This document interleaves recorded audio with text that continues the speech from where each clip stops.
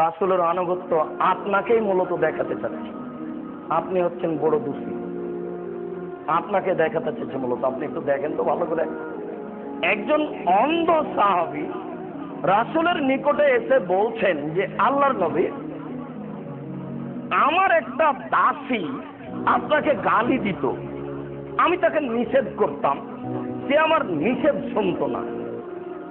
আরো আপনাকে শোনাই, ওয়ালিয়া মিনহা ইবনান মিসলু দুকলুয়াইনে, ওই দাসীর পক্ষ থেকে আমার দুইটা বাচ্চা আছে, হীরে মুক্তা মাণিক্য পান্নার মতো, এত ঝকঝকে, এত শক্তকে, একবারে মুক্তার মতো। ওর পক্ষ থেকে আমার দুটা বাচ্চা আছে। ও দাসী তো, ওর সাথে মিলামিশাতে আমার দুটা বাচ্চা হয়েছে, একবারে মুক্তার মতো। ওয়ালিয়া ফিহা রাগবা, ওকে আমি এত ভালোবাসি, ওকে আমি এত ভালোবাসি, নারী জগতে আমার নিকটে ওর চেয়ে কেউ প্রিয় নেই, আমি ওকে এত ভালোবাসি। এরপরে আপনাকে বলি, গত রাতে আপনাকেও গালি দিচ্ছিল, আমি ওকে নিষেধ করলাম, ও শুনেনি। ফাওয়াখাস্তুল মেওয়াল, আমি একটা কুদাল নিলাম, কুদাল বুঝেন কিনা, আমি একটা কুদাল নিলাম। ফাওয়াজাতু আলা বাতনিহা, কুদালটা তার পেটের উপরে রেখে দিলাম। ওয়াত্তাকাতু আলাইহা, কুদাল তার পেটের উপরে রেখে একবারে কুদালের উপরে চড়ে বসলাম, ওকে একেবারে দুই টুকরা করে রেখে এসেছি। আমার ছেলে দুটি মা হারা হোক, এটা আমি চাইনি। এত সুন্দরী নারী আমার কাছ থেকে হারিয়ে যাক, এটা আমি চাইনি। কিন্তু আপনাকে গালি দিবে আমি সহ্য করব, এটা হতে পারে না। ওকে একেবারে দুনিয়া থেকে বিদায় করে রেখেছি। কাপুরুষ, বসে আছো কেন? শরীর থেকে পুজ বের করো, রক্ত নিয়ে আসো। বসে আছো কেন? এই দেশের মাটিতে 90% জন মুসলমান বসবাস করে। এই দেশের মাটিতে রাসূলের উপরে কটু মন্তব্য হয়, তুমি বসে থাকো কি করে? যারা রাসূলের উপরে কটু মন্তব্য করে তার ফাঁসি হবেই, হবেই ফাঁসি, আজ হোক আর কাল হোক। তুমি মনে রেখো, তুমি যদি তাকে ফাঁসি না দিতে পারো, তোমার ছেলে দিবে। তোমার ছেলে যদি তাকে ফাঁসি না দিতে পারে, তার ছেলে দিবে। তার ছেলে যদি তাকে ফাঁসি না দিতে পারে, যেদিন ঈসা আলাইহিস সালাম আসবেন সেদিন এদের ফাঁসি হবেই। কোন মায়ের বেটা সেদিন ঠেকাতে পারবে না। তুমি বলতে পারো যুবক, কাপুরুষ তুমি, যে আব্দুর রাজ্জাক সাহেব, যেদিন ঈসা আলাইহিস সালাম আসবেন সেদিন যে এরা থাকবে না, এ বললে এরা থাকবে না। এদের শুক্র কীটের আরো হাজারো মুরতাদ তৈরি হবে, এদের বীর্যের আরো হাজারো মুরতাদ তৈরি হবে। সেদিন ঈসা আলাইহিস সালাম সবকে খোলা মাঠে ফাঁসি দিবেন, সেদিন তুমি ঠেকায়। তোমাকে এখানে একটা জরুরি কথা যুবক, কথা প্রসঙ্গে বললাম, আল্লাহ রাসূলের আনুগত্য দেখাতে। তুমি কিসের মুসলমান?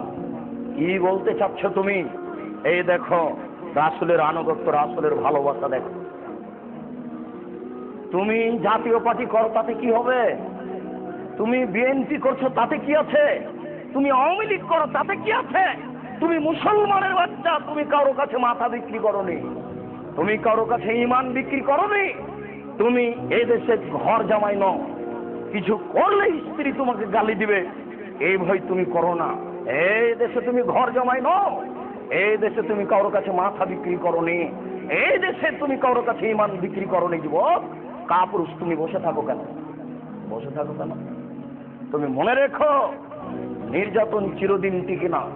তুমি বিশ্বাস করো, জুলুম চিরদিন টিকে না। তুমি বিশ্বাস করো, জুলুম চিরদিন টিকে না। তুমি আর একটা কথা মনে রেখো যুবক, আদম থেকে নিয়ে আজ পর্যন্ত ওরা মাযহাবি হানাফি, সেটা ভিন্ন কথা। তবে তাদের যে দফা ছিল 13টা, তার সাথে আমরা 100% একমত। আমরা হরতাল মানি না, হরতাল হারাম, মিছিল হারাম, এটাতে আমরা গ্রহণ করি না কখনো। তবে মনে রাখো তুমি, এর ফাঁসি হবে, আজ হোক কাল হোক, এটা আমরা 100% একমত। এরপরেও তোমাকে বলছি, শোনো, আদম থেকে নিয়ে এখন পর্যন্ত তোমার মতিঝিল শাপলা চত্বরে যে ঘটনা ঘটেছে, নির্মমভাবে নিজের দেশের আলেম ওলামা মুসলিম মানুষকে এইভাবে গুলি করে রাতে রাতে হত্যা করা হয়েছে, এরকম হত্যা পৃথিবীর ইতিহাসে আদম থেকে নিয়ে এ যাবৎ কোনোদিন ঘটেনি। তুমি ইতিহাস প্রমাণ করতে পারবে না। পৃথিবীতে সবচেয়ে বড় বদ মানুষ ফেরাউন। ফেরাউন অন্যায় করলে যে যখন অন্যায় করতো তাকে ধরে নিয়ে এসে বালুর চরে ফেলে দিয়ে হাতে আর পায়ে কাঁটা মেরে রেখে দিত।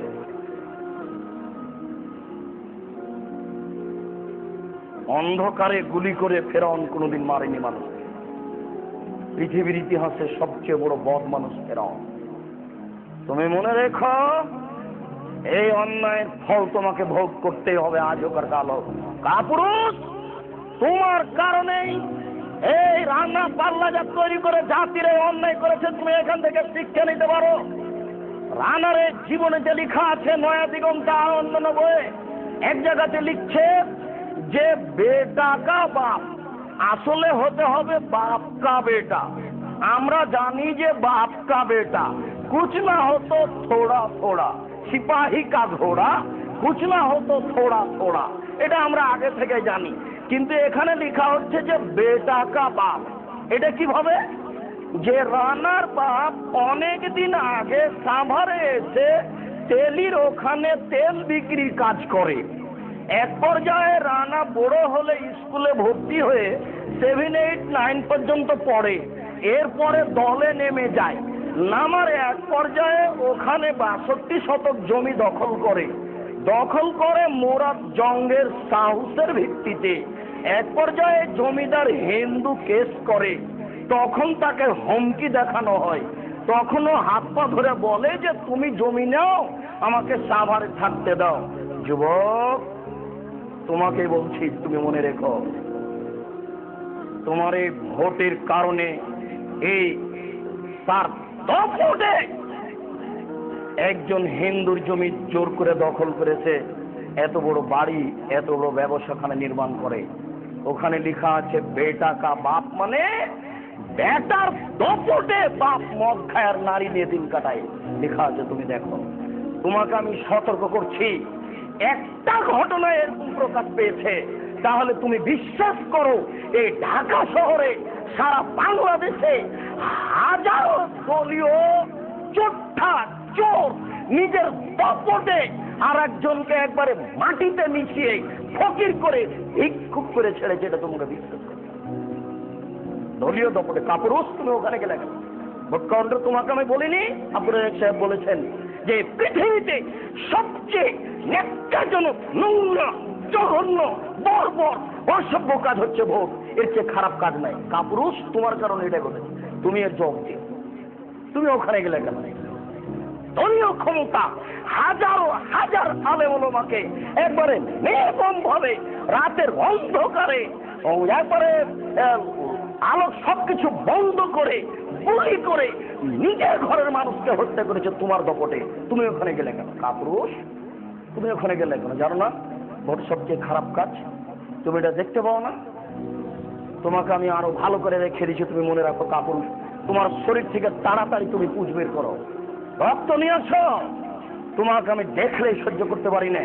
তোমাকে আমি আবারও বলে যাচ্ছি, তুমি মনে রেখো, তোমার এই বেরায়েতের একটা সুন্দর যুবক, খুব সুন্দর, টকটকে ঝকঝকে, খুবই ব্রেনিয়ান, ঢাকা বিশ্ববিদ্যালয়ে এত নাম্বার পেয়েছে যে বিশ্ববিদ্যালয়ের জন্ম থেকে নিয়ে এ যাবৎ অত নাম্বার কেউ পায়নি। তোমার এই বেরায়েতের ছেলেটা লন্ডন থেকে পড়ে এসেছে, অক্সফোর্ড থেকে, অতীব ভালো, অতীব ভদ্র, খুবই ব্রেনিয়ান। এই ছেলে যদি এখন দরখাস্ত করে ঢাকা বিশ্ববিদ্যালয়ে চাকরির জন্য হবে না। কেন? ও বিএনপি করে। আর যদি এই ছেলে আওয়ামী লীগের হয় আর বিএনপির যুগ হয়, তাহলে ওই ছেলের চাকরি হবে না। কেন? ও প্রতিপক্ষে দলে। চাকরি পাবে কে? চোট্টা। তুমি এর সহযোগী। তুমি শরম পাও না? তুমি লজ্জাবোধ করো না? তুমি ওখানে মাঠে গেলে কেন? তোমাকে আমি কাউন্টার দেখিনি, তুমি ওখানে গেলে কেন? তুমি মনে রেখো, সময়ে তোমার সাথে আরো অনেক কথা হবে। এখানে তোমাকে একটা আমি কথা বলে রাখলাম, তুমি মনে রেখো। দেখো রাসূলের আনুগত্য, রাসূলের ভালোবাসা কাকে বলে। সবচেয়ে সুন্দর নারী, দুটা ঝকঝকে টকটকে ছেলে আছে, ছেলে দুটো মা হারা হোক এটাও চায়নি, কিন্তু রাসূলকে গালি দিচ্ছিল, এই জন্য জবাই করে রেখে। আল্লাহ রাসূল বলেন, ঠিক করেছ, তোমার রক্তের প্রতিশোধ নেই, ঠিক করেছ, তুমি তোমার রক্তের প্রশোধ নেই।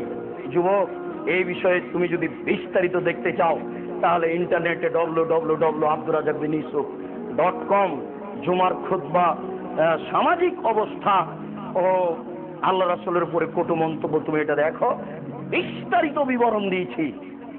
জাতি যা বলেছে তার চেয়ে অনেক বাক্য জোরালো ভাবে বলেছি। তোমাকে আর একটা কথা আমার মনে পড়ে গেল, আসলে তোমাকে আমাকে দেখলে আমার খুব কষ্ট হয়।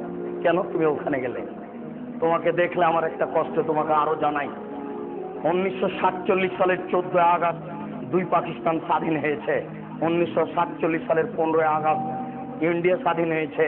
1947 সাল থেকে নিয়ে এখন পর্যন্ত এদেশের মাটিতে কোনো শিক্ষিত মানুষ শিক্ষামন্ত্রী হয়েছে এটা আমার জানা নেই।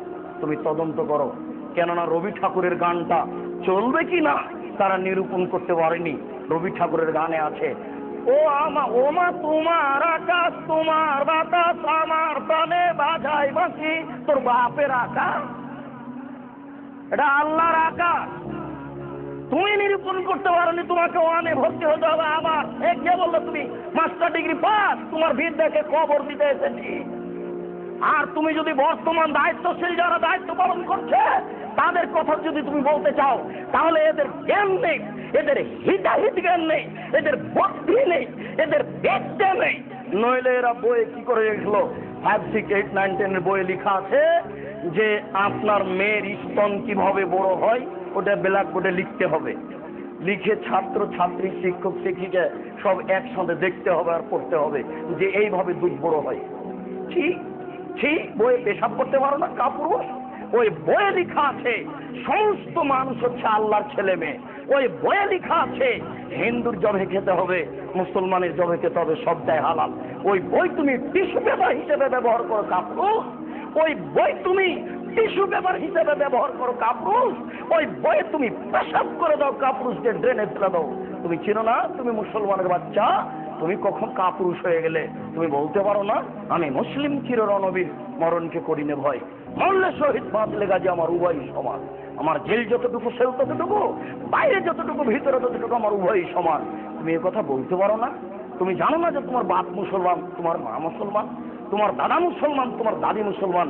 এ কথা তুমি ভুলে গেলে? এই ওই রাস্তায় চলতে পারে, স্কুলে চলতে পারে, তুমি বলো কি করে?